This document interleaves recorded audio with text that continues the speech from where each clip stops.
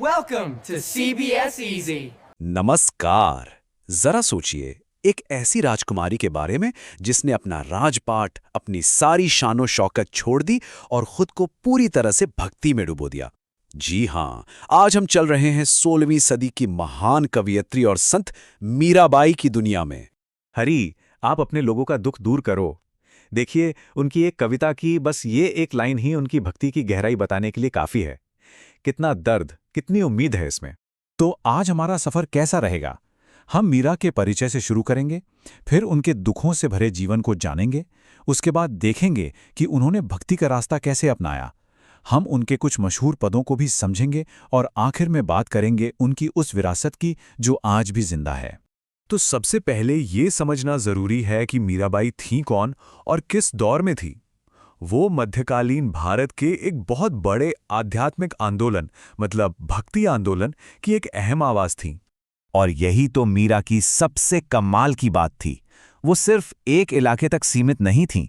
उनके भक्ति गीत, उनके पद उत्तर भारत से लेकर गुजरात, बिहार और बंगाल तक हर जगह लोगों के दिलों में बस गए थे और आज भी बसे हुए हैं।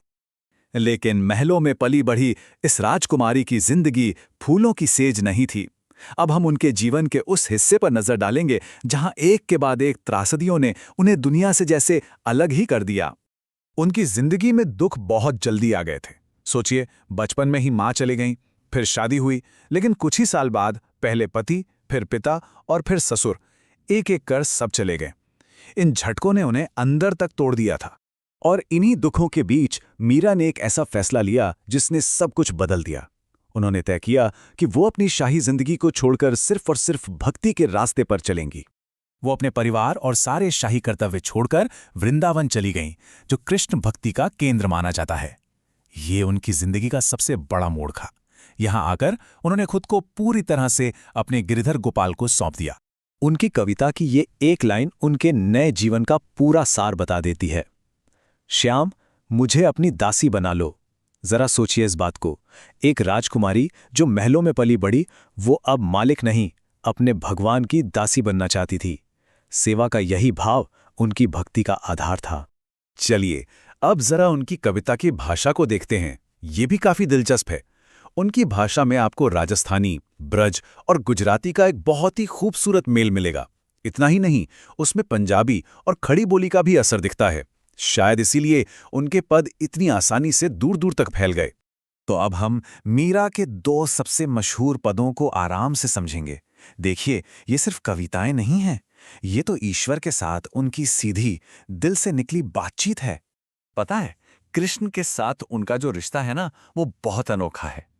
वो उन्हें मनाती हैं, उनकी तारीफ करती हैं और कभी-कभी तो प्यार से शिकायत भी करती हैं, उलाहना देती हैं। ये एक बहुत ही पर्सनल, बहुत ही गहरा रिश्ता है। पहले पद में मीरा जैसे कृष्ण को उनका कर्तव्य याद दिला रही हैं। वो द्रौपदी का उदाहरण देती हैं, भक्त प्रहलाद की बात करती हैं, गजराज को बचाने का जिक्र करती हैं और फिर कहती हैं, जैसे आपने उन सबकी लाज रखी, उन सबको बचाया, वैसे ही मेरा दुख भी दूर करो। कितनी निडर अपील है। और अब आते हैं दूसरे पद पर, जहां पूरा भाव ही बदल जाता है। यहां वो बचाने की गुहार नहीं कर रही, बल्कि अब वो सेवा का मौका मांग रही हैं। ये उनकी भक्ति के सफर को दिखाता है। अब वो सिर्फ मदद नहीं, बल्कि समर्पण चाहती हैं। और सोचिए, इस सेवा के बदले में वो मांगती क्या हैं? मजदूरी के तौर पर रोज कृष्ण के दर्शन, खर्च के लिए बस उनकी याद और जागीर के रूप में भाव और भक्ति का साम्राज्य। तीनों ही चीजें कितनी अनोखी और कितनी आध्यात्मिक हैं। इसी पद में मीरा कृष्ण के रूप का, अरे वाह, क्या खूबसूरत वर्णन करती हैं।